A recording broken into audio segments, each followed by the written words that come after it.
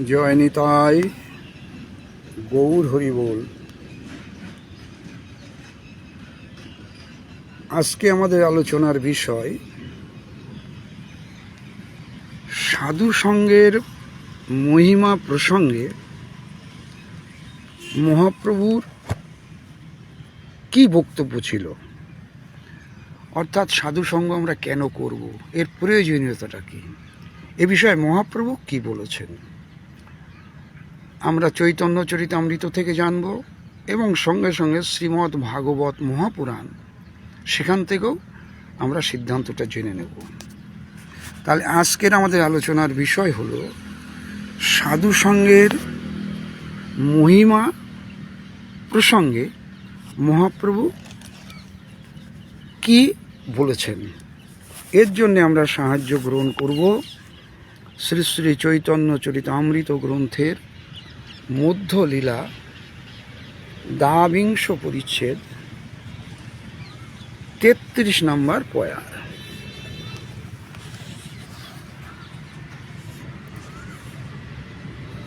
কি বলেছেন মহাপ্রভু? এটা কিন্তু বলেছেন, এই শিক্ষাটা দিয়েছেন মহাপ্রভু সনাতনকে, সনাতন গোস্বামী পাদকে। কোথায় বসে দিয়েছেন? কাশী, বেনারস।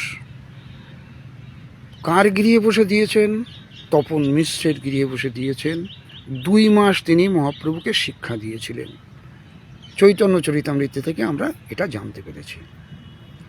সেখানে উনি বলছেন, মহাপ্রভু সনাতনকে বলছেন, ওই যে বললাম চৈতন্য চরিতামৃত মধ্যলীলা দ্বাবিংশ পরিচ্ছেদ 33 নম্বর পয়ারে, ওখানে বলছেন সাধু সঙ্গ, সাধু সঙ্গ সর্বশাস্ত্রে কয়, লব মাত্র সাধু সঙ্গে সর্বসিদ্ধি হয়। লবমাত্র কথার মানে হচ্ছে খুব অল্প সময়ের জন্যেও যদি আপনার জীবনে সাধু সঙ্গ হয়, তাহলে আপনার সব রকমের সিদ্ধি আপনি লাভ করতে পারবেন। সব রকমের সিদ্ধি আপনি লাভ করতে পারবেন। এ বিষয়ে শ্রীমদ্ ভাগবত মহাপুরাণ ব্যাসদেবকৃত তার প্রথম স্কন্ধ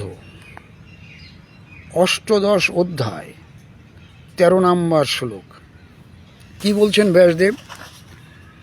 তুলয়াম লবে নাপি ন স্বর্গং নাপুন ভবম ভগবৎ সঙ্গী সংঘর্ষ মর্তানাং কিমুতা শীষ। এটা হলো শ্রীমদ্ ভাগবত মহাপুরাণের প্রথম স্কন্ধ 18 অধ্যায় 13 নম্বর শ্লোক। এর মানেটা কি? এর অনুবাদটা কি? কি বলতে চাইছেন এখানে ভাগবত? শ্রী সুত গোস্বামীপাদ শৌনকাদি মুনি ঋষিগণের প্রতি বললেন, অতি অল্প সময়ের জন্য ভগবানের ভক্ত সঙ্গের সাথে স্বর্গকে তুলনা করি না। আরেকবার বলছে, একটু মন দিয়ে শুনুন। সুত গোস্বামীপাদ বলছেন শৌনকাদি মুনি ঋষিগণকে, অতি অল্প সময়ের জন্য ভগবানের ভক্ত সঙ্গের সাথে স্বর্গকে তুলনা করি না। অর্থাৎ অতি অল্প সময় সাধু সঙ্গ করা স্বর্গের বাস করা থেকে তার সঙ্গে তুলনা করা যাবে না। এত বড় হচ্ছে সাধু সঙ্গ। মোক্ষ বা মুক্তিকেও তুলনা করি না, স্বর্গবাসকেও সঙ্গে তুলনা করি না, মোক্ষ বা মুক্তি লাভকেও এর সঙ্গে তুলনা করি না। সাধু সঙ্গের এমন প্রভাব। অতএব এ সংসারের রাজ্য ধনাদি সুখ আশীর্বাদ ভক্ত সঙ্গ সুখের কাছে যে তুচ্ছ, এ কথা আর কি বলবো। অর্থাৎ এই সংসারে জীব যে ভোগ লালসায় মায়ার বাঁধনে বদ্ধ হয়ে রাজ্য, ধন ইত্যাদি সুখ, যা এই ভক্ত সঙ্গ অর্থাৎ সাধু সঙ্গের সুখের কাছে একেবারে তুচ্ছ। তা এইটা ছিল আমাদের ভাগবতের, এটা ভাগবতে আমরা পেয়েছি প্রথম স্কন্ধ 18 অধ্যায় 13 নম্বর শ্লোক।